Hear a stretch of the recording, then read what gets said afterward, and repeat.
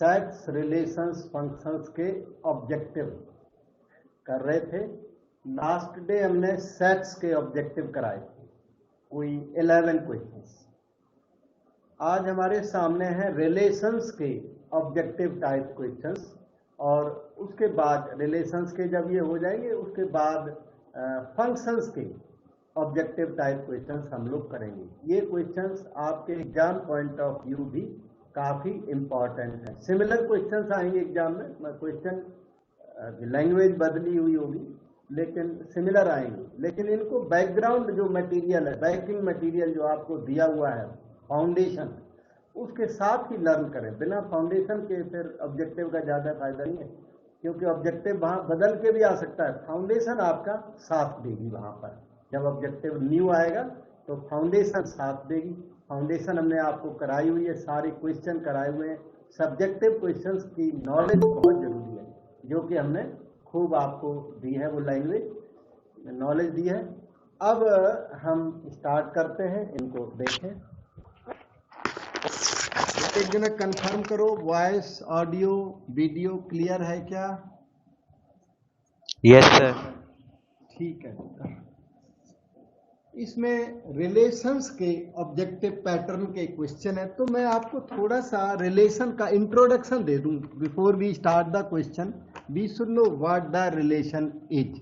बस ब्रीफली, क्योंकि खूब ज़्यादा जो है डिटेल में वो आप कर चुके हो पहले, मैं ब्रीफली थोड़ा याद दिला देता हूँ। जैसे कि सेट ए आपका मान लो 1 2 3 है, और सेट बी 3 4 कह सकते हैं। तो ए और बी से डिफाइन होता है कार्टेशियन प्रोडक्ट ऑफ सेट्स। इन दोनों से डिफाइन होगा कार्टेशियन प्रोडक्ट, जिसे ए क्रॉस बी कहते हैं। और डिफाइंड इस तरह 1 3, सेट ए का 1 ले लो और इन दोनों के साथ अटैच करो 1 3 1 4। कोऑर्डिनेट, ज्योमेट्री के कोऑर्डिनेट्स लिखते जाइए। उसके बाद 2 को कैच करके इन 3 और 4 दोनों के साथ उनको मैच करें। 2 की मैचिंग 3 के साथ, 2 की मैचिंग 4 के साथ करें। 2 3 2 4। ये क्रॉस बी के एलिमेंट्स आते चले जाएंगे। फिर 3 को कैच करो और 3 4 दोनों के साथ मैच करो। बस ऐसे कैचिंग मैचिंग कर दी तो आपका ये क्रॉस बी रेडी हो जाएगा। 3 3 3 4। ये ए क्रॉस बी रेडी है। ए क्रॉस बी के किसी भी सबसेट को रिलेशन कहते हैं। जैसे R1 1 3 1 4, ए क्रॉस बी से कोई भी 2 3 एलिमेंट्स, ऑल एलिमेंट्स पिकअप कर ले तो उसे रिलेशन कहते हैं। 1 3 1 4 ये क्या है? Is a relation from A to B. ये जो लैंग्वेज हमने बताई कि इसके किसी भी सबसेट को रिलेशन कहते हैं। R1 क्या है? Subset of A cross B. A cross B का कोई भी सबसेट रिलेशन बोले जाएगा, relation from A to B बोला जाएगा। अब रिलेशन है तो रिलेशन में ना डोमेन हुआ करती है। Domain is the set of first elements. ये जो हमने पिंक कर दिए ना, इनके सेट को डोमेन कहते हैं। तो ये 1 आएगा अकेला, बस 1 1 रिपीट करने का कोई फायदा नहीं होता। रिलेशन की डोमेन ये है और रेंज ये है। Set of second elements is called range. ये जो चीज दिखती है, ये ग्रीन वाले, ये रेंज फॉर्म करते हैं 3 4। डोमेन हो गई, रेंज हो गई, और ये जो बी दिखता है ना, B, whole set B is called codomain. Relation is from A to B, तो उस बी को को डोमेन कहते हैं। बेशक वो रेंज के इक्वल है, यहां पर जरूरी नहीं है रेंज की इक्वल होना, लेकिन यहां इक्वल है। तो को domain is whole set B.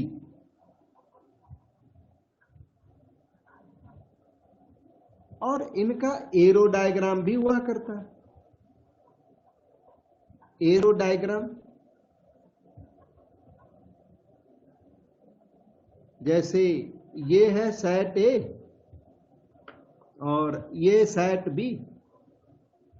ए में आएंगे 1 2 3, बी में आएगा 3 4।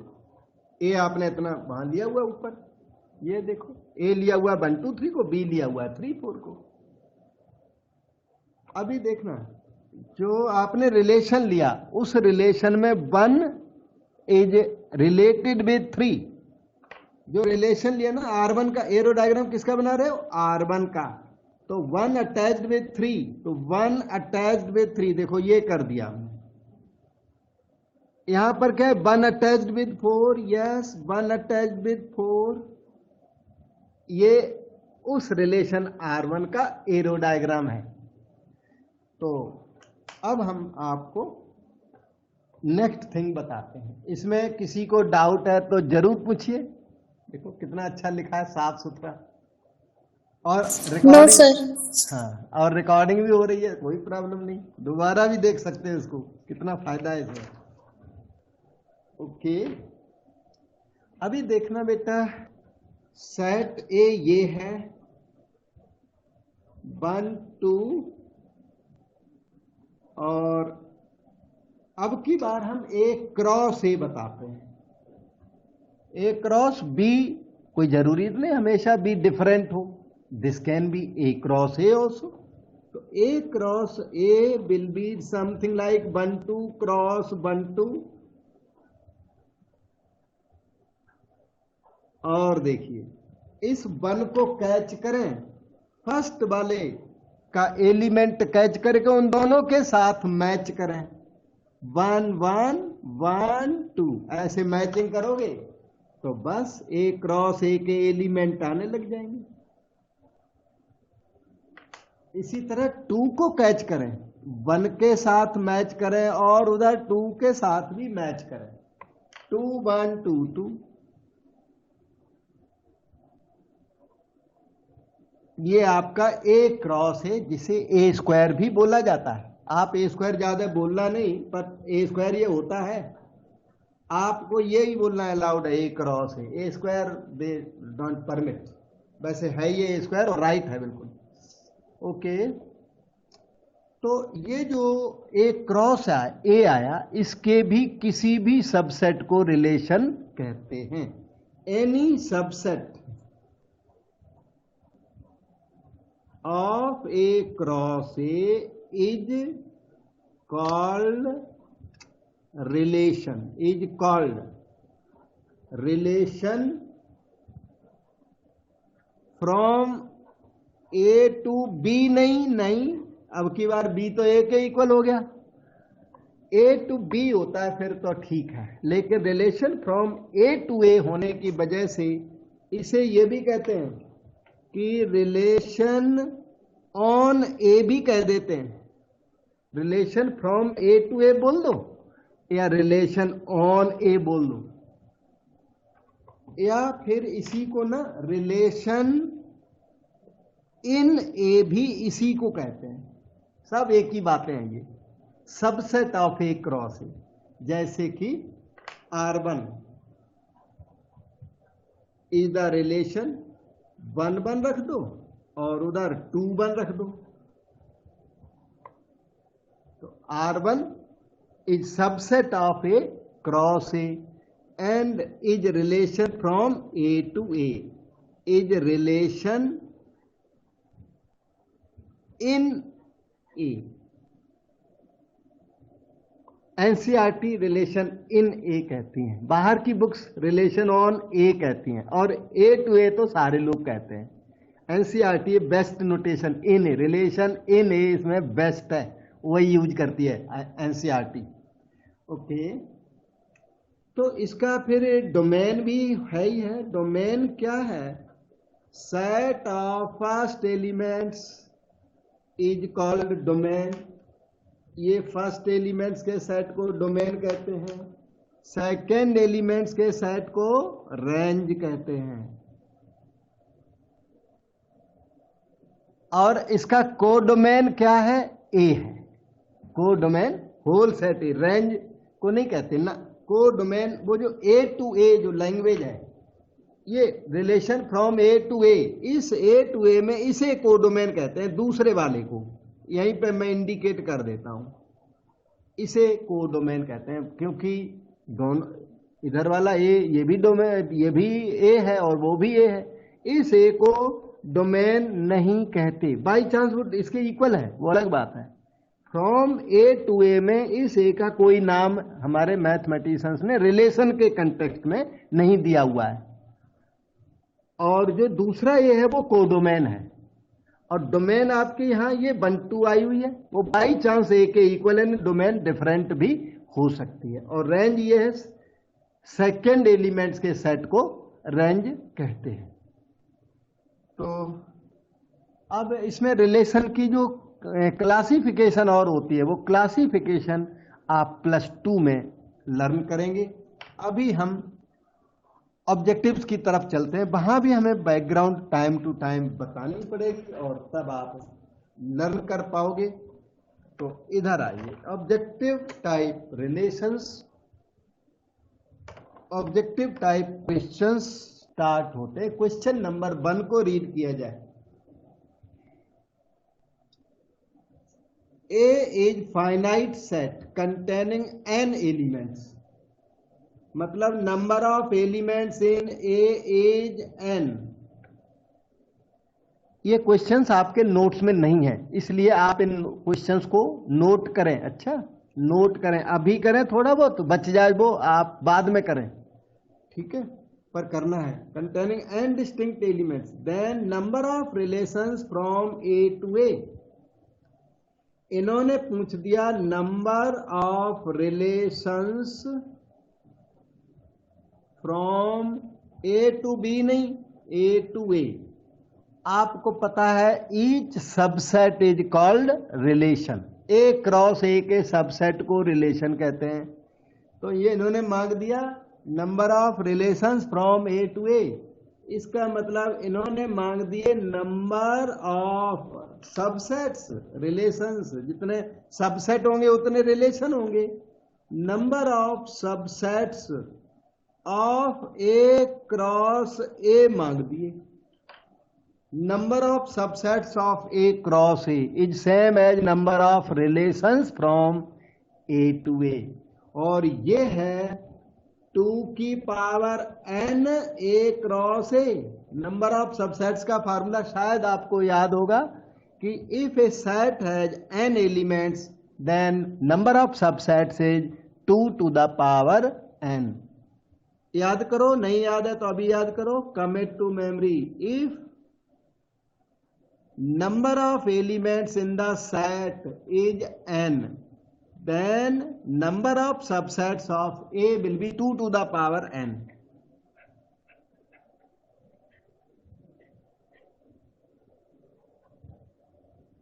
तो ये 2 की power n A cross A। एक बात और याद रखना, n A cross A is NA into NA।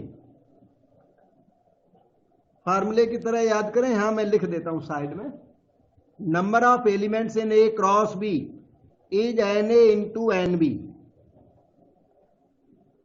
इसको याद करके रखें। और B की जगह A लिखा हो तो आप B रिप्लेस बाई A कर दो। अब NA क्वेश्चन ने n दिया हुआ है, तो ये हो जाएगा 2 की पावर NA इंटू NA, मतलब n इंटू n हो जाएगा बेटे। और ये आगे चल के बन जाएगा 2 to the power n into n है n स्क्वायर। कौन सी ऑप्शन आ गई आंसर में दिखाई पड़ गई?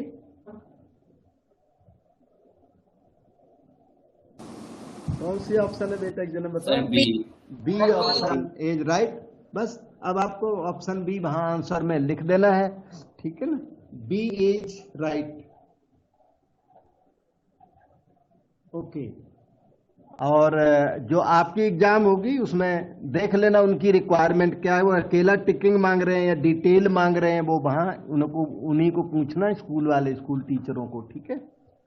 हाँ, कि केवल ABCD मांग रहे हैं या सल्यूशन मांग रहे हैं, उनको चाहिए क्या, सल्यूशन मांगे, सल्यूशन दीजिए, क्योंकि ABCD तो किसी से पूछ के भी लेफ्ट राइट से थोड़ा बहुत देख के बच्चा लिख सकता है, तो सल्यूशन मांगे तो अच्छा है। बाकी देख लेना बेटा। क्वेश्चन नंबर 2 देखिए, ये है question number 2, which of the following is not a function.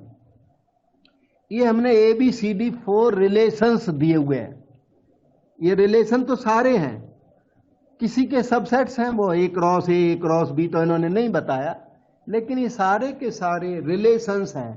इनमें कोई रिलेशन ऐसा है जो फंक्शन भी है, तो आपको पता लगाना है नॉट ए फंक्शन। बेटा कोई पहले वाली नॉलेज से बता सकता है इनमें कौन सा फंक्शन नहीं है, मतलब सारे फंक्शन है, कोई एक फंक्शन नहीं है, वो बताना है। किसी को पहले की नॉलेज है वो बता भी सकता है, कोई बता सकता है बेटा? नहीं तो मैं तो बताऊंगा सर बी एंड डी, क्योंकि इसमें रिपीट हो रहे हैं पहले वाले। बेटे कोई एक ही एक answer they, not a function वाला एक होगा कोई। अच्छा, सर दोनों में पहले एलिमेंट हाँ रिपीट हाँ हो रहे हैं। ठीक बोल रहे हो आप राइट हो। इसमें सिंगल आंसर नहीं, इसमें 2 आंसर दिख रहे हैं मुझे भी। मैंने सोचा एक सिंगल आंसर होगा, जनरली सिंगल ऑप्शन हुआ करता है, पर इसमें 2 ऑप्शन है। Which of the following are not functions, फिर तो ये बोलना पड़ेगा आर नॉट फंक्शंस, इसमें मोर देन 1 ऑप्शन राइट है, और ये स्टूडेंट मेरा ठीक बोला है। ये देखो बी ऑप्शन राइट क्यों है बेटे, क्यों राइट है ये फंक्शन क्यों नहीं है? सर क्योंकि इसमें 1 2 बार आ गया। हाँ, दो क्योंकि फर्स्ट एलिमेंट रिपीट हो गया। फर्स्ट एलिमेंट रिपीट नहीं होना चाहिए, तब ये फंक्शन होता है। First element repeated means not a function.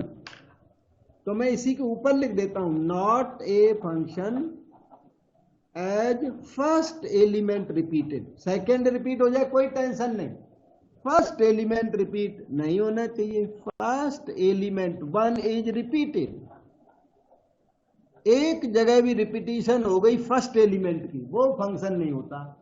ऐसा ही डी में भी देखने को मिल रहा है। डी में first element repeated eight several places. First element ये देखो, ये और ये 3 जगह रिपीट हो गया, ये फिर से यहां रिपीट हुआ, वो टेंशन नहीं है, 9 to ओके है, इसका प्रॉब्लम कोई नहीं है। प्रॉब्लम ये फर्स्ट एलिमेंट रिपीट ना, तो this is also not a function, not a function लिख दिया मैंने। अब कोई डाउट और हो तो पूछ लो। और देखो आपने बताया, आपके साथी ने बताया, सबको आना चाहिए, इतनी नॉलेज दी है हमने, जो ये ऑब्जेक्टिव न्यू भी आ जाए तो आप कर सको, वो फाउंडेशन में हमने खूब सिखाया हुआ। बेटे किसी को याद है A cross B union C is equal to, यहां फिलिंग करनी है, A cross B union C नहीं याद है तो मैं बता देता हूं, याद करो बेटे। A union C, A cross B right है बेटे, union A cross C distributive law को क्रॉस प्रोडक्ट ये फॉलो किया करता है। तो कंप्लीट हो गया, चलते हैं आगे।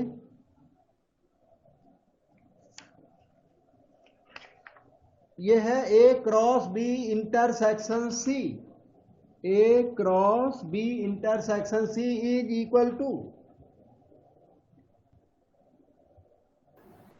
ए into B, A cross B कर दो, इंटरसेक्शन A क्रॉस C, ये यूनियन और इंटरसेक्शन को ये क्रॉस जो है फॉलो करता है, ये डिस्ट्रीब्यूटिव लॉ को फॉलो करता है, डिस्ट्रीब्यूटिव लॉ को क्रॉस फॉलो करता है, whether it is with respect to intersection और it is with respect to union के केस में भी फॉलो करता है और इंटरसेक्शन केस में भी फॉलो करता है। एग्जाम्पल ले लेके इसको चेक किया जा सकता है। फिलहाल ऑब्जेक्टिव के लिए तो इसे याद करना होता है। ओके, क्वेश्चन नंबर 5 को देखें। इन्होंने सेट ए दिया, then the range of the following relation. इन्होंने सेट ए दिया और आपसे मांग दिया range of relation R on A. लिख देते तो और अच्छा था कि relation is subset of A cross A, on A कह देते तो और अच्छा। नहीं बोल दिया तो कोई बात नहीं। बेटे इसकी रेंज बताओ। Range sir D option. D option बिल्कुल करेक्ट है। Range of the relation, set of second elements को रेंज कहते हैं बेटे। सभी लोग समझो, ये रिलेशन दिया हुआ है। ये देखो मैं ग्रीन वाला टिक कर रहा हूं ना, ग्रीन, जो ग्रीन टिक कर दिया इन्हीं से रेंज बनती है। बी सी सी, तो ये बी सी सेट में किसी एलिमेंट को रिपीट करने का कोई फायदा नहीं होता। सो डी ऑप्शन राइट है। क्वेश्चन नंबर 6 पर आ गए। A cross B is equal to B cross A if and only if. कोई बता सकता है? C option. A cross B, yes बेटे बिल्कुल राइट है। A cross B equal to B cross A, ये तभी पॉसिबल है जब ए इक्वल टू बी हो। ठीक है, हाँ, ए इक्वल टू बी नहीं होगा तो ये पॉसिबल नहीं होता। इसे तो ये कॉमन सेंस से देखो पता लग जाता है। ये हर एक चीज का प्रूफ होता नहीं है, और हो तो कई बार उसकी जरूरत नहीं होती। या प्रूफ करने लगे तो हो गया। तो ये देखो कॉमन सेंस से कई क्वेश्चन आराम से हो जाते हैं। If A and B are finite non empty sets, A आपका एम्प्टी सेट नहीं है, बी नॉट एम्प्टी, ठीक। Then number of elements in A cross B, आज बताया था मैंने, number of elements in A cross B, C option. C option, yes, n A into n B. हमारे बच्चे तो अच्छे हैं, इनको तो ऑब्जेक्टिव कराने की जरूरत नहीं है, टिक ही कराएंगे। ठीक है, बहुत अच्छा, good. Okay, so let us move to some questions here. यहां कुछ क्वेश्चंस हमने सेलेक्ट किए हुए फंक्शंस के, रिलेशंस के, वही डोमेन, रेंज जो आपने लर्न किया ना, मोस्टली इसी टाइप का आता है। तो अब फंक्शंस में थोड़ा काम ज्यादा हुआ करता है नेचुरली। तो फंक्शंस की एक एक्सरसाइज ये, फिर आगे आगे ऐसे धीरे धीरे कराते चलेंगे और एक्सरसाइजें। इस क्वेश्चन नंबर 1 में हमने ना आपको एफ एक्स दिया हुआ है, एफ ऑफ एक्स दिया हुआ है, एक्स बाई एक्स माइनस 1 दिया हुआ है, और ये डिमांड आपसे F of A by F of A plus 1 is equal to 1 of the following. F of A square है ये एफ ऑफ 1 अपॉन ए मालूम पड़ रहा है, ये एफ ऑफ माइनस ए है, और ये है minus A by A minus 1। तो हमें ये चेक करना पड़ेगा। इसमें थोड़ा सा वर्क है, और वर्क हमें बताना पड़ेगा, चेक करके ही वो आएगा। ठीक है, तो उसकी चेकिंग कर देता हूँ, एक सेकंड। ठीक है, तो इसको सॉल्व करना पड़ेगा, सॉल्व करता हूँ। इसमें सॉल्यूशन वाला काम आ गया ना, कॉमन सेंस वाला काम नहीं है। क्वेश्चन नंबर 1, एफ एक्स की वैल्यू है एक्स बाय एक्स माइनस 1, और ये F of A by F of A plus 1 निकालने के लिए हम एफ ऑफ ए निकाल लेते हैं पहले। एफ ऑफ ए, सब लोग देखना, A by A minus 1, very simple, replace x by A. अब हमें चाहिए एफ ऑफ ए प्लस 1, निकालो। एफ ऑफ ए प्लस 1 हुआ, replace X by A plus 1 in numerator as also in denominator, A plus 1 minus 1, ये देखिए cancel हो गया। अब उन दोनों का डिवीजन कर दो, तो F of A by F of A plus 1 ready हो गया। इनका डिवीजन लगा दो। डिवीजन लगाने के बाद देखिए कुछ ऐसा हुआ, इस ए के साथ ये ए मल्टीप्लाई होगा, जाके ध्यान से देखो आप, या मैं लिख ही देता हूं एक लाइन की बात, ए बाय ए माइनस 1 फिर a plus 1 upon a is equal to, ये फर्स्ट और फोर्थ मल्टीप्लाई हुआ करते हैं ऐसे फ्रैक्शन में, तो a स्क्वायर हुआ, नीचे a minus 1 into A plus 1, वो कितना हुआ बेटे, ए स्क्वायर माइनस 1 स्क्वायर। कोई बता सकता है कि ये जो आंसर आया वो एफ ऑफ ए स्क्वायर है या एफ ऑफ 1 अपॉन ए है या एफ ऑफ माइनस ए है या F of minus A by A minus 1? अभी क्लियर है पोजीशन की नहीं है? कौन सा? F of A square. Yes, A option आपने सही ऑब्जर्व किया। यहाँ पे आपको दिखाता हूं, एक सेकंड। एफ एक्स ये है, हम ए ऑप्शन पर ट्रायल करके देखते हैं। एफ ऑफ ए स्क्वायर की वैल्यू ध्यान दो, A square by A square minus 1 आ रही है, वही यहाँ पे दिख रही है। और इन बताने वालों ने यहीं से ऑब्जर्व कर लिया था, इसे ऑब्जर्व करके बताने लग गए F of A square right है। तो एफ ऑफ ए स्क्वायर मतलब ऑप्शन ए राइट है। अब हम आपको नेक्स्ट क्वेश्चन पर ले चलते हैं।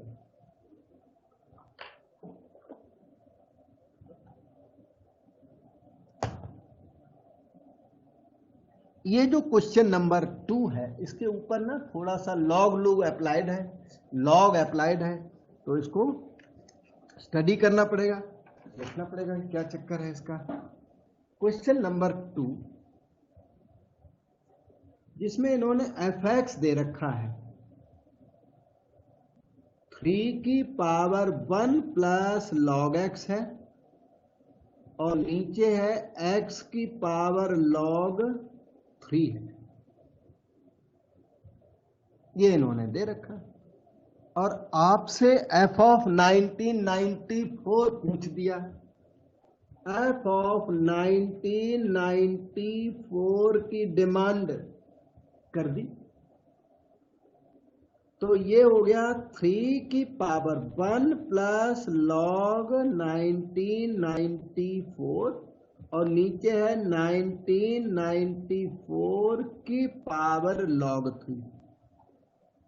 लॉग्स हमने एक दिन इस स्टैटिस्टिक्स के लेक्चर में यहाँ सिखाए थे, नेपियर ने बनाए हुए लॉग्स।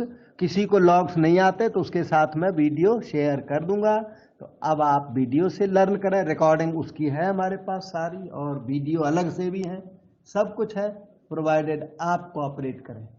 तो this can be written as 3 की पावर 1 हो गई, 3 की पावर लॉग 1994 हुआ, और ये 1994 की पावर लॉग 3।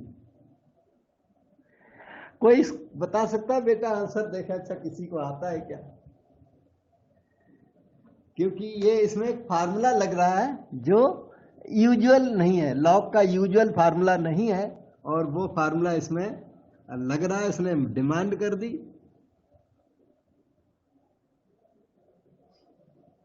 ओके, सब लोग इसको याद करो बेटे फार्मूला को। ए की power log B is equal to B to the power log A. Commit to memory, इसको याद करके रखो, कभी ऐसा आ जाए तो आप अटके ना। ये फार्मूला लॉग का यूजुअल फार्मूला नहीं है, कभी कभार अप्लाई होने वाला फार्मूला है, लेकिन फार्मूला दोनों तरफ अभी लॉग लो तो आराम से वेरीफाई भी हो जाता है। तो आप देखें कि ये जो चीज है ना, ए की पावर लॉग बी और ये बी की पावर लॉग ए, दोनों इक्वल है, और इक्वल होने की वजह से आपस में कट जाएंगे, और आंसर आपका 3 आ जाएगा, जो कि ऑप्शन सी में दिख रहा है आपको बेटा।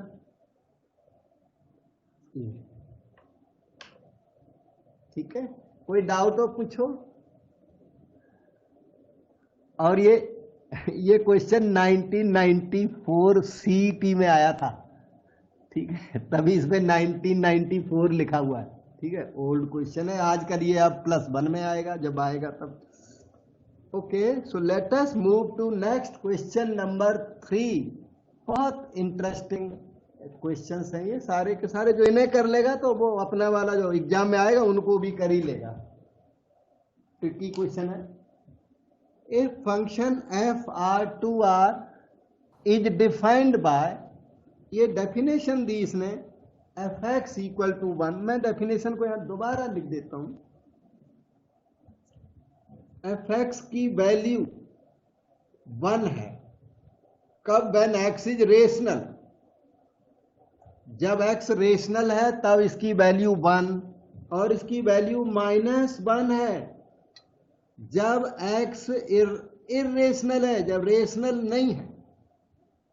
अच्छा ये जो लिखा बता दूं, इसमें ये नहीं लिखा है, ये उसमें लिखा हुआ है x belongs to real minus rational, real minus rational को इर्रेशनल कहते हैं, और ऊपर लिखा है x belongs to rational, Q means rational.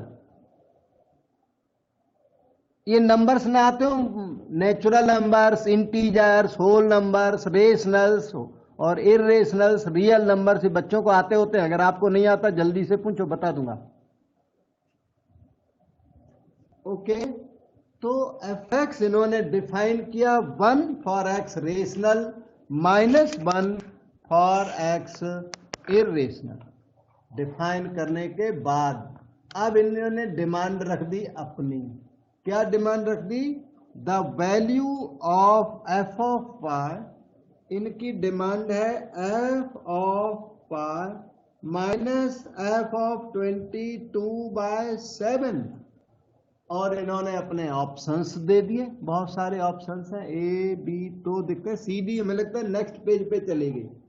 ए की वैल्यू 0, बी की वैल्यू 2, सी की वैल्यू -2, डी की वैल्यू, और सी डी या डी दिख नहीं रहे हैं तो मैंने खुद ही बना दिए नन ऑफ दी। आप बताओगे, कोई बता सकता है इसका आंसर, सॉल्यूशन क्या होगा?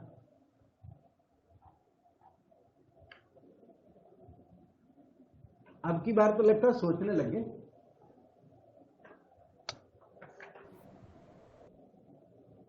पाई, इधर पाई है, इधर 22/7 है। पहली बात तो ये कि ये दोनों आपस में इक्वल नहीं है, आंसर 0 नहीं है। पाई 22 है बेटे, -2। यस यू आर राइट बेटा, तो -2 इसका आंसर आएगा। ये बेटा आपका नाम यहाँ डिस्प्ले होता नहीं है, कौन क्या नाम बताया आपने? प्रभराज सर। हाँ वेरी गुड, बहुत अच्छा बेटा। तो क्योंकि ये थोड़ा ध्यान देने का ही काम है, जो क्योंकि ये क्वेश्चंस तो आपको पता बेसिकली हैं, होते नहीं है। ओके, तो यहाँ देखो सब लोग fx is 1 when x is rational, सब लोग ध्यान दो। इधर देखो fx is 1 when x is rational, x rational है उस टाइम fx की वैल्यू 1 है, तो 22/7 रेशनल में आता है, तो f ऑफ 22/7 की वैल्यू 1 आएगी। ये देखो काम हो गया आपका, एक काम हो गया। अब सबको ये फंक्शन की रीडिंग आनी चाहिए 100%। fx is 1 when x is rational, अब x की रेशनल वैल्यू डाली तो f ऑफ 22/7 1 आ गया, क्योंकि राइट साइड में x एग्जिस्ट नहीं करता, नहीं तो x रिप्लेस बाय 22/7 हमने करना था। अब इधर देखो fx is -1 when x is not rational, fx is -1 when x is not rational. ये पाई है ना, ये रेशनल नहीं होता, इर्रेशनल होता है। f ऑफ पाई की वैल्यू -1 आएगी। एज ए रिजल्ट ये -1 और वो भी -1, आंसर इसका -2 आएगा, ना कि 0। एक कॉमन पर्सन इसकी वैल्यू 0 लिख देता है, और थोड़ा अनकॉमन है वो राइट लिखता है, करेक्ट करता है, और वही सिलेक्ट हो जाता है। ठीक है, कोई डाउट हो तो पूछो बेटा, अभी मैं सामने बैठा हूँ। डाउट सर बेटा? सर पाई की वैल्यू भी तो 22/7 ही होती है वैसे। वो बेटे अप्रोक्सीमेट वैल्यू होती है, यही तो है चक्कर इसमें। Pi, okay sir. हाँ एक सेकंड, कोई बात नहीं। Pi is approximately equal to 22/7, that is further approximately equal to 3.14, जबकि पाई कैसा है? इर्रेशनल, इर्रेशनल नंबर है। 22/7 कैसा है? रेशनल नंबर है, रेशनल नंबर। पाई जब इन्वेंट हुआ, पाई की जब इन्वेंशन की गई तो उसके काफी दिनों तक, काफी देर बाद तक इसे लोग रेशनल समझते थे, जैसा आज भी कई लोग समझते हैं। पाई की इन्वेंशन होने के बाद अबाउट 500 ईयर्स तक इसे लोग क्या समझते रहे? रेशनल नंबर है। लेकिन एक लाम्बर्ट नाम का मैथमेटिशियन था, लाम्बर्ट नाम था उनका, उन्होंने पहली बार आइडेंटिफाई किया कि पाई इरेशनल है, क्योंकि ये non terminating and non recurring है। पाई को उन्होंने सरकमफ्रेंस डिवाइडेड बाय डायमीटर किया, circumference of circle divided by diameter, और फिर जो वैल्यू निकाली तो वो वैल्यू कैसी निकली? नॉन टर्मिनेटिंग, जो फिनिश ही नहीं, टर्मिनेट नहीं हुई कभी, टर्मिनेट, नॉन टर्मिनेटिंग, टर्मिनेट नहीं हुई, चल के रह गई वैल्यू आगे, एंड नॉन रिकरिंग, और वो नॉन रिकरिंग भी निकली, रिकर ही नहीं हुई, रिपीट भी नहीं हुई। Non terminating and non recurring को इरेशनल नंबर कहते हैं, और इसीलिए पाई जो है कैसा है? इरेशनल है। लाम्बर्ट ने इसे फर्स्ट टाइम इन्वेंट किया था कि ये इरेशनल नंबर है। पाई की वैल्यू मैंने पहले भी बताई 3.14, और इसी 3.14 की वजह से हमारे इस मैथमेटिकल वर्ल्ड में पाई डे बना। पाई डे कौन है? पाई डे क्या है बताया था मैंने, कितना है? यस, ये 14 है ना, 14, और ये जो 3 है इसी को पाई डे कहते हैं। 14 March is known as pi day. हम आगे चलते हैं नेक्स्ट क्वेश्चन को करने।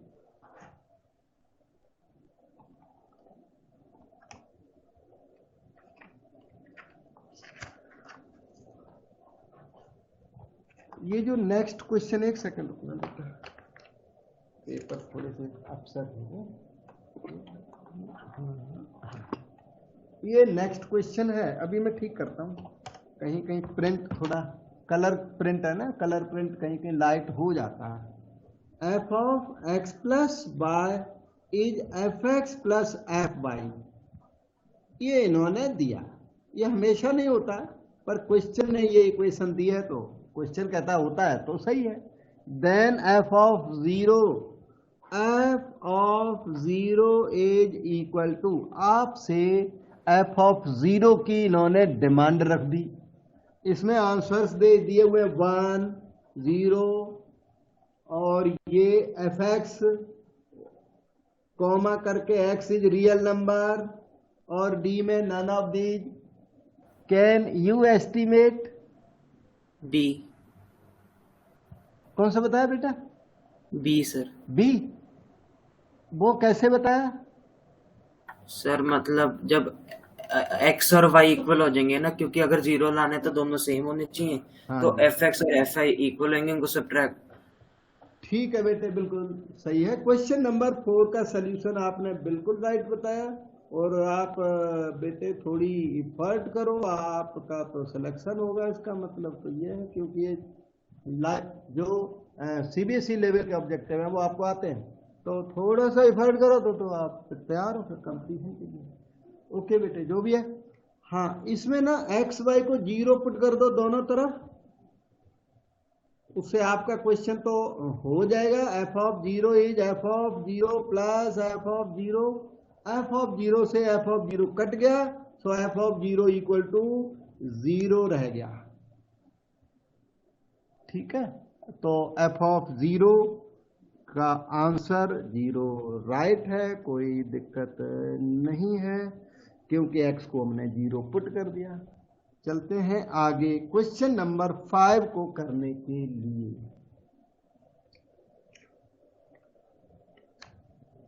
क्वेश्चन नंबर 5 क्या कहता है?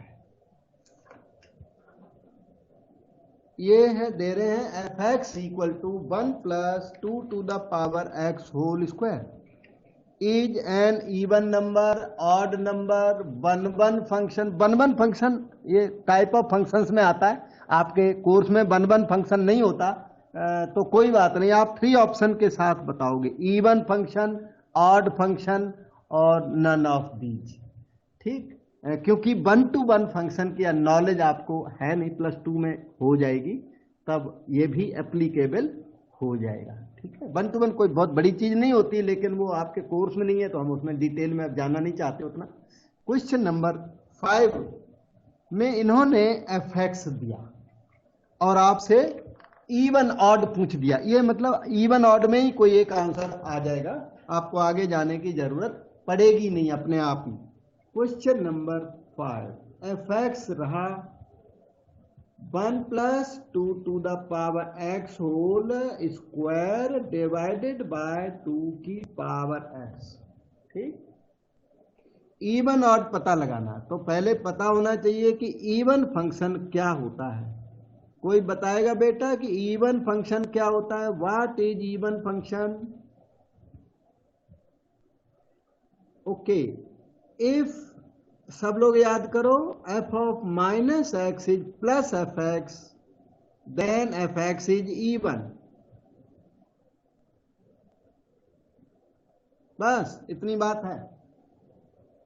फिर से और याद करो, odd function, can you estimate odd function क्या होगा फिर?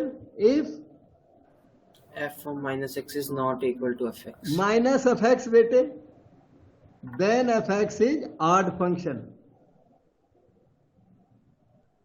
और अगर ना प्लस fx भी नहीं आया और माइनस fx भी नहीं आया तो ये नाइदर इवन नॉर ऑड भी होता है।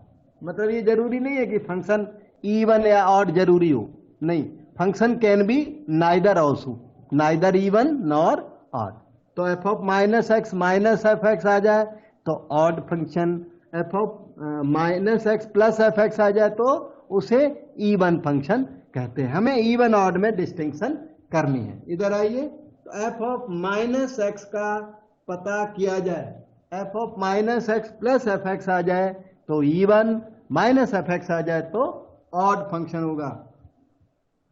1 + 2 की power -x whole square divided by 2 की पावर -x। सभी लोग क्वेश्चंस को और आंसर्स को नोट करें, लेजी बने मत रहना, बैठे रहो वहां, कैरियर आपका स्पॉइल होगा अगर आप नहीं करते। ठीक है, तो बी रिस्पॉन्सिबल पर्सन। 1 + ये 2 की पावर -x को 1/2 to the power x कहते हैं बेटे। डिनोमिनेटर 1/2 की पावर x है। कहीं डाउट होने पर फौरन पूछा जाए। Can be written as follows.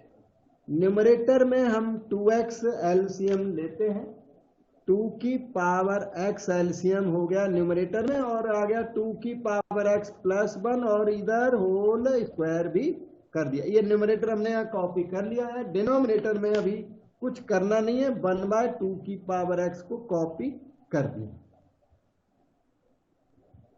आगे चलते हैं बेटे, उस होल स्क्वायर को यहाँ 2x + 1 होल स्क्वायर मैंने लिख दिया, और 2x होल स्क्वायर ये डिनोमिनेटर में आ गया। देखो ये इनटू, ये जो चीज दिखती है ये चीज, ये इनटू में चली जाएगी, वहां 2 की पावर x अपॉन 1 हो जाएगी।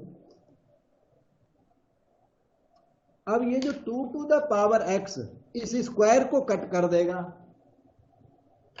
तो रिजल्ट आया 2 to the power x + 1 whole square by 2 की पावर x। क्या आपको पता लग पाया कि ये fx या -fx कुछ निकल गया? fx वो सामने दिख रहा है, वो देखो, fx को देख लो, और ये जो आंसर आया फिर इसे देखो। यस सर, बराबर आ गया, बराबर है, इक्वल है, राइट बेटे। f of -x plus fx है, सो fx इज इवन फंक्शन। इस केस में हमारा fx इवन फंक्शन निकल गया, और 1/2 फंक्शन की तो जरूरत ही नहीं है, 1/1 फंक्शन नेक्स्ट ईयर आपको कराएंगे। तो इनमें even function option A right है आपकी। ठीक है, even function option A right.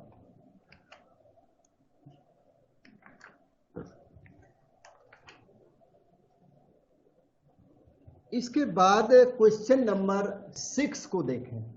Function हमेशा किसी न किसी कर्व को रिप्रेजेंट करता है। तो ये जो क्वेश्चन नंबर 6 है ये 2 कर्व्स को दे रहा है। द कर्व से एक कर्व इसने दिया mod X whole cube 3 times mod X square plus 2। तो दूसरा कर्व दिया इसने X cube plus 3x square plus 2। आपने देखा दोनों कर्व सिमिलर मालूम पड़ रहे हैं, एक में मॉड लगा एक में मॉड नहीं लगा है। तो कहता है these curves have same graph. कहते हैं ये दोनों फंक्शन बिल्कुल इक्वल होंगे। फॉर कब इक्वल होंगे?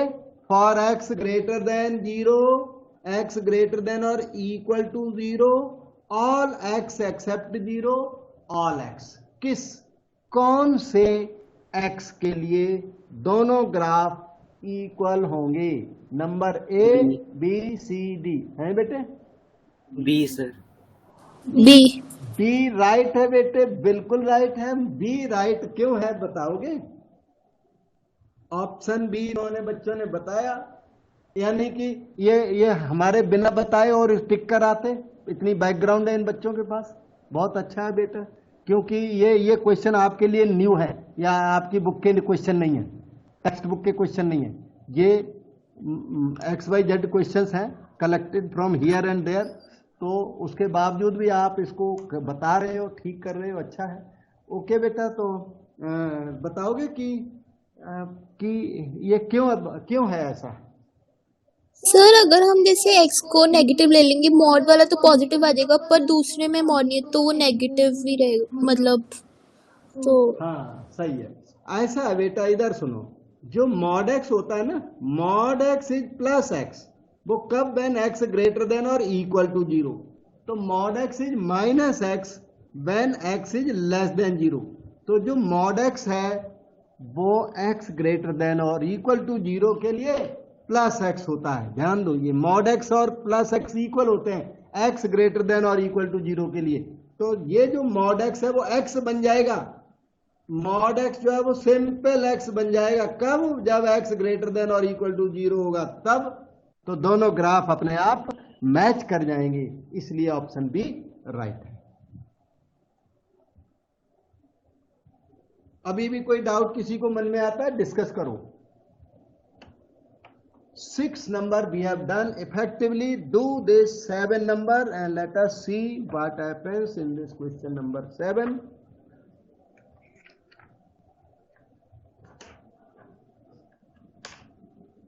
सेवन नंबर में ये कहते हैं fx is equal to dash. इन्होंने fx डिक्लेयर किया, और जो कि बिल्कुल साफ है, वहीं से हम लोग यूज कर सकते हैं। 2x minus 3 for x greater than और इक्वल टू 2, और x है, और है नीचे क्वेश्चन।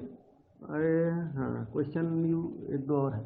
क्वेश्चन नंबर 7 में fx 2x minus 3 for x greater than और equal to 2, x for x less than 2। आपसे f(1) की डिमांड रख दी, ठीक है? तो fx की value 2x minus 3 for x greater than और इक्वल टू 2, और fx की वैल्यू इधर कहता है x for x less than 2। आपसे f(1) मांग दिया, fx is x for x less than 2। ये मिक्सअप हो गया, for x less than 2। Okay, तो आपसे f(1) की डिमांड। ये बताइए आप f(1) इधर से आएगा कि इधर से आएगा, लेफ्ट से आएगा कि राइट से आएगा? f(1) निकालने के लिए राइट सर। यस, राइट वाला पीस यूज करोगे। x ग्रेटर देन 2 का फर्स्ट पीस है और x लेस देन 2 का सेकेंड पीस है। तो अगर आपको x की वैल्यू 1 पुट करनी है तो इधर पुट करोगे f(1), क्योंकि 1 is less than 2। Less than 2 कोई भी वैल्यू पुट करनी है तो इधर वाले में पुट करोगे, और ग्रेटर देन 2 वैल्यू कोई भी पुट करनी है तो इधर वाले में पुट करोगे। तो f(1) की वैल्यू आ गई 1 फॉर 1 लेस देन 2। अगर आपको f(2) निकालना पड़ेगा, क्यों? क्योंकि आंसर्स ना f of two minus f of two, फिर half of f of two. ये जो आंसर्स हैं वो एफ ऑफ टू पर कंसंट्रेटेड है, तो एफ ऑफ टू इधर से निकलेगा। x इक्वल टू 2 का पीस ये है, तो F of two can be written as 2 into 2 minus 3, 4 minus 3, वो हो गया 1। एफ ऑफ टू 1 है, एफ ऑफ 1 जो है वो 1 है, तो एफ ऑफ टू भी 1 निकला। यस, बी ऑप्शन आ जाएगी, हाँ? बी ऑप्शन आ जाएगी। तो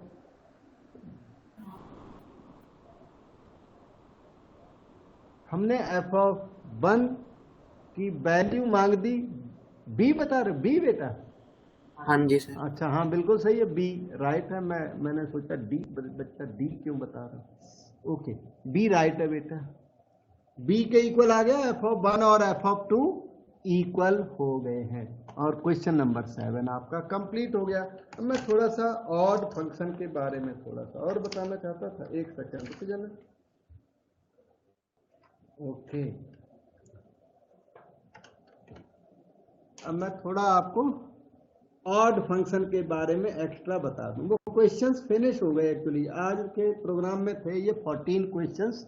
क्वेश्चन थोड़े और होते तो और हो सकते थे, अगली बार ज़्यादा क्वेश्चन प्रोग्राम में रखूंगा।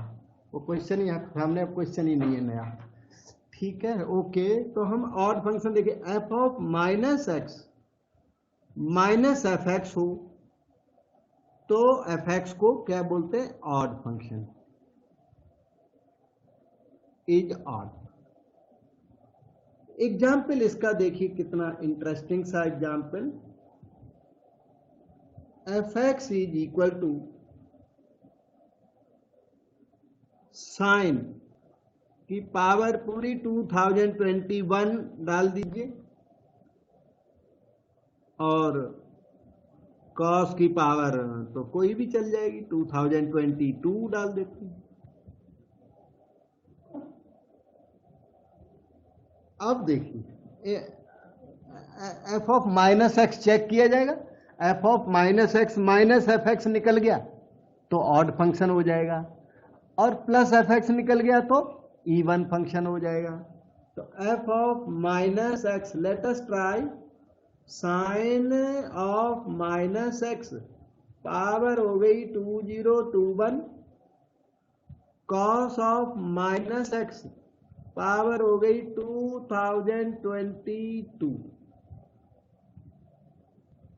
माइनस साइन एक्स की पावर 2021। हाँ, साइन ऑफ माइनस एक्स ना माइनस साइन एक्स होता है। Commit to memory this formula, सब लोग याद करें। साइन ऑफ माइनस एक्स होता है माइनस साइन एक्स, और कॉस ऑफ माइनस एक्स होता है प्लस कॉस एक्स। तो कॉस ऑफ माइनस एक्स हो गया प्लस कॉस एक्स की पावर 2020,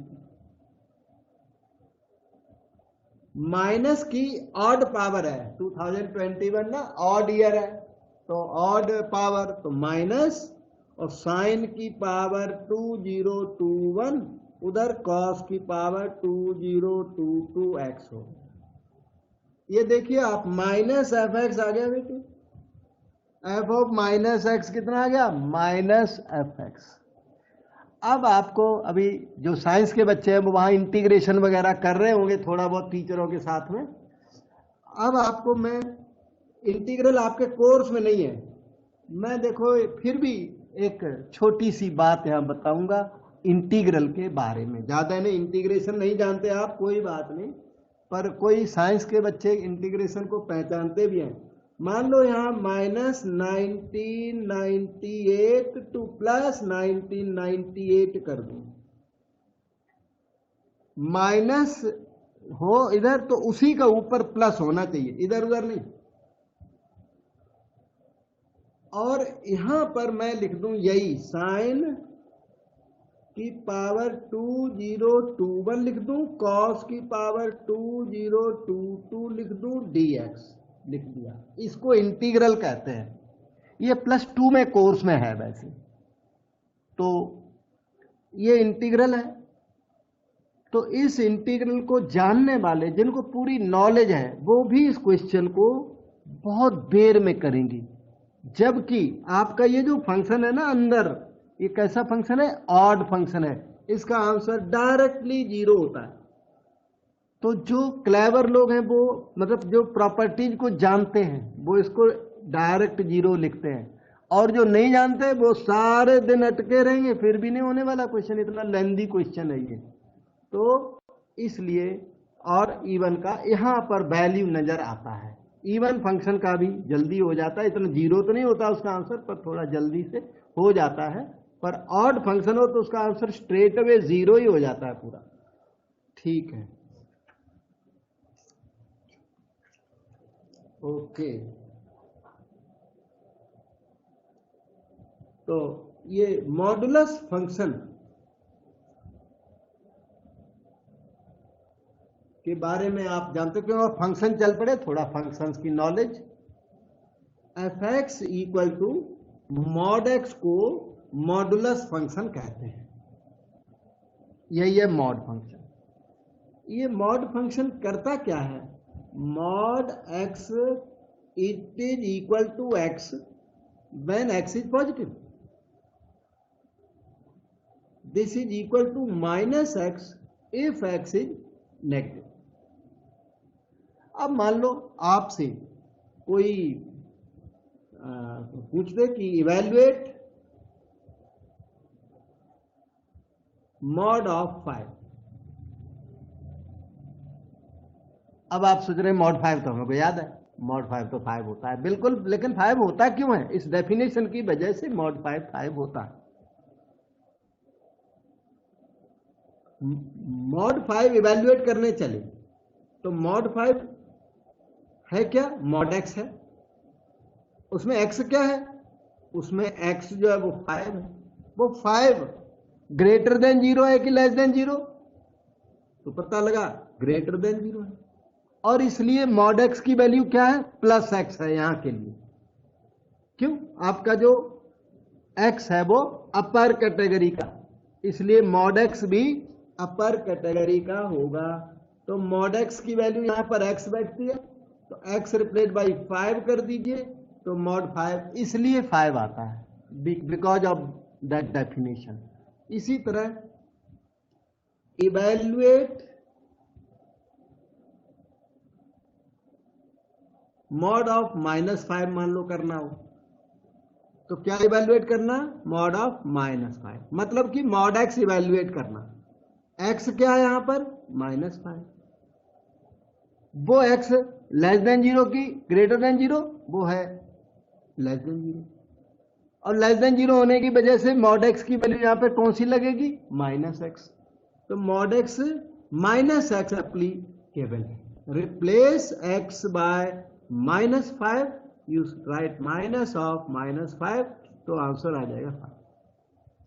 इस तरह मॉड ऑफ -5 जो है 5 के इक्वल होता है। आप सोच रहे हैं इसका क्या यूज है?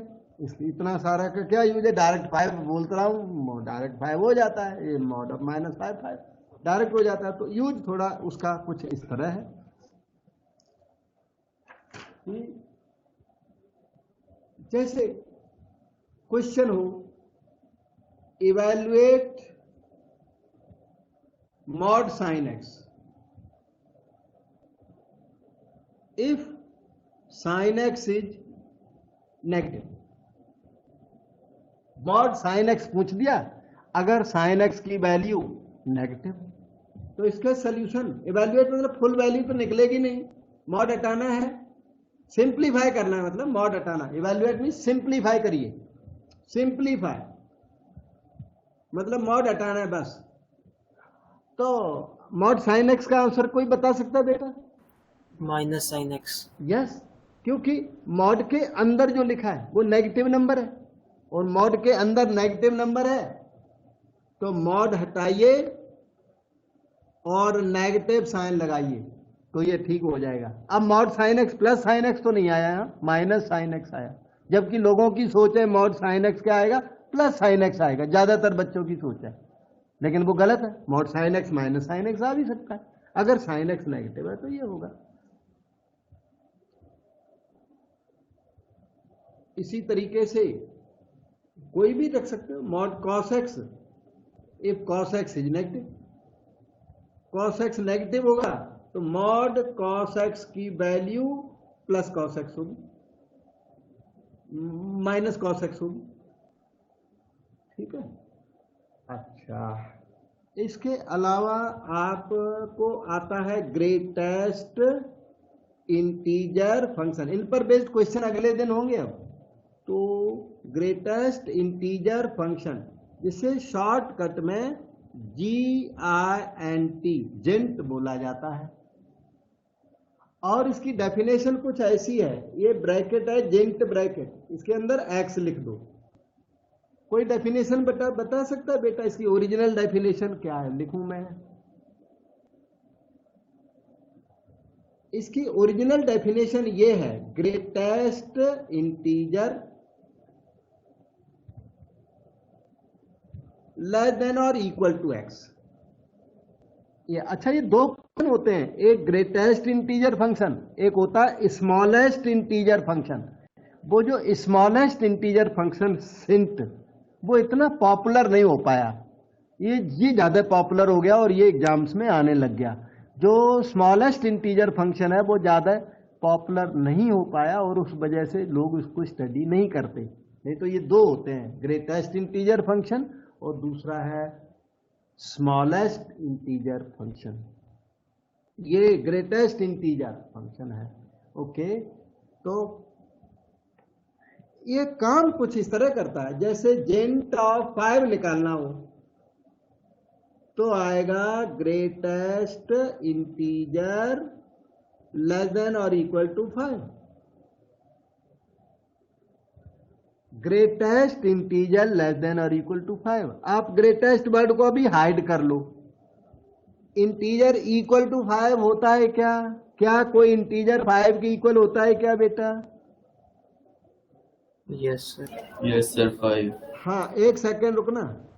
इंटीजर 5 के इक्वल होता है। आप इधर सामने यहाँ नंबर लाइन पर चले, यहाँ मान लो हमने 5 इंडिकेट कर दिया, तो इंटीजर इक्वल टू 5 होता है, क्यों नहीं, जरूर होता है। इंटीजर लेस देन 5 होता है क्या? इंटीजर लेस देन 5 हो सकता है क्या? Yes sir. यस।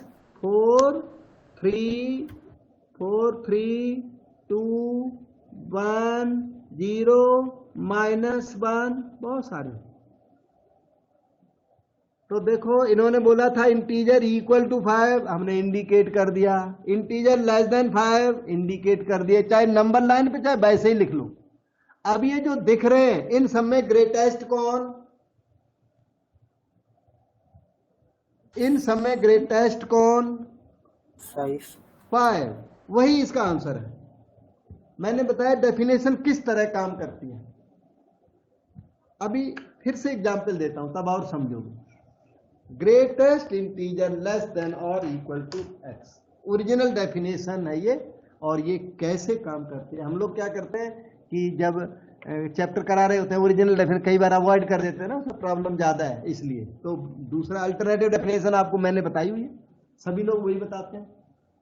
देखना इधर, जेंट X greatest integer less than और इक्वल टू x, यही है डेफिनेशन। तो देखना इधर, जेंट ऑफ -2 की अगर बात करूं तो ग्रेटेस्ट इंटीजर लेस देन और इक्वल टू -2। अब इसकी एनालिसिस करो, ये राइट साइड में क्या लिखा है? राइट साइड में लिखा है इंटीजर इक्वल टू -2, ये रहा। इंटीजर लेस देन -2, यस होते तो हैं, -3 -4 -5 एटसेट्रा होते हैं। -इन्फिनिटी की तरफ जा रहा है नंबर लाइन। तो पहले ग्रेटेस्ट वर्ड को हाइड कर लिया, इंटीजर लेस देन और इक्वल टू -2 लिख डाले। अब इनमें ग्रेटेस्ट कौन? वो हमारा आंसर है। इनमें ग्रेटेस्ट कौन सा है? -2. वो हमारा आंसर आएगा। तो दो एग्जाम्पल हमने दिए, इनसे कंक्लूजन निकला क्या? कि जेंट of any integer is integer itself. जेंट ऑफ 5 देखा तो 5 निकला, जेंट ऑफ -2 देखा तो -2 निकला। तो हमने इससे कंक्लूजन कर लिया कि जेंट of any integer is integer itself. यही आप लोगों को याद करा देते हैं डायरेक्ट, क्योंकि वो एनालिसिस का क्वेश्चन करते टाइम हम लोगों के पास वक्त नहीं होता, यही याद करके और यूज करते हैं। तो इंटीजर इटसेल्फ ये, लेकिन ये याद कराया, उसके पीछे बैकग्राउंड ये थी। So remember now. अब टाइम मिला तो बताया मैंने आके यहां। अच्छा अब देखना, जेंट ऑफ 5/2 मान लो निकालो, जेंट ऑफ 5/2 वही डेफिनेशन है ऊपर लिखी है अभी। ग्रेटेस्ट इंटीजर लेस देन और इक्वल टू 5/2। ग्रेटेस्ट इंटीजर लेस देन और इक्वल टू x का मतलब 5/2 2.5। अब देखो क्या इंटीजर इक्वल टू 2.5 हो सकता है? 2.5 मैंने मार्क तो कर दिया पर डार्क नहीं करूंगा क्योंकि इंटीजर 2.5 नहीं होता। तो 2.5 से स्मॉलर वाला इंटीजर कौन सा हुआ? 2 1 0 -1 और 2.5 तो इंटीजर होता ही नहीं, तो उसकी बात ही कोई नहीं। और 2.5 से स्मॉलर वाले लेस वाले इंटीजर्स ये होते हैं -1 -2 अप टू। इन सब की लिस्ट में ग्रेटेस्ट कौन, वो आपका आंसर है। कौन सा ग्रेटेस्ट है? तो 2 आपका आंसर होगा। तो इस जेंट 5/2 का आंसर 2 होगा। अब हम एक और एक्सप्लेन करेंगे, जेंट ऑफ -5/2। और इसे 2 को आप पहचानो, ये है क्या? 2 जो है 5/2 खुद तो नहीं है, नहीं, बल्कि है क्या? 2 उसका नियरेस्ट इंटीजर है। 2.5 का क्या है? नियरेस्ट इंटीजर है। नियरेस्ट लेकिन स्मॉलर वाला। एक ग्रेटर वाला भी है, इधर 3 भी है, वो भी इसके नियरेस्ट है और 2 भी नियरेस्ट है, बीच में है ये। तो 3 इसका आंसर नहीं है, क्योंकि इसका आंसर होता है नियरेस्ट स्मॉलर इंटीजर, जो कि 2 आया हुआ है। तो 2 को दूसरे तरीके से क्या बोल सकते हो? दूसरे तरीके से बोल सकते हो, इसी को नियरेस्ट स्मॉलर इंटीजर बोला जा सकता है। और ये याद करने में आसान पड़ता है, यूज करने में भी आसान पड़ता है। जबकि ओरिजिनल वो है ग्रेटेस्ट इंटीजर लेस देन और इक्वल टू 2.5। इसका आंसर जो 2 आया, उसकी हमने जब एनालिसिस की तो वो निकला नियरेस्ट स्मॉलर इंटीजर। इसी तरह जेंट ऑफ -2.5 की बात करता हूं, ये उस डेफिनेशन के बेस पर आएगा, ग्रेटेस्ट इंटीजर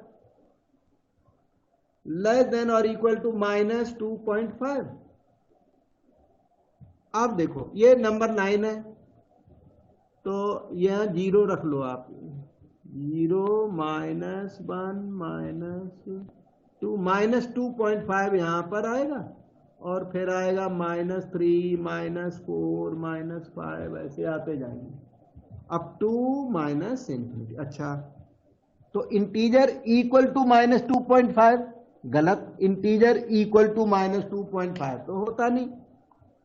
तो क्या होता है? इंटीजर लेस देन -2.5 होता है। वो क्या है? -3 -4 -5, ये है। जो हमने राउंड कर दिए उनमें ग्रेटेस्ट कौन? ग्रेटेस्ट वर्ड अब काम करेगा, -3 वो आपका आंसर होगा। ये -3 है क्या? -2.5 का नियरेस्ट स्मॉलर इंटीजर है। तो इन दोनों के बेस पर हमने एक दूसरी डेफिनेशन बनाई। क्या बनाई? जेंट ऑफ नॉन इंटीजर। जेंट ऑफ नॉन इंटीजर, अगर इंटीजर होगा तो वो ऊपर वाली डेफिनेशन काम करेगी, ये वाली, जेंट of integer is integer itself. और नॉन इंटीजर होगा तो ये नीचे वाली डेफिनेशन काम करेगी, non integer nearest smaller integer. इस डेफिनेशन से ये काम आपका चल जाएगा, नियरेस्ट स्मॉलर इंटीजर।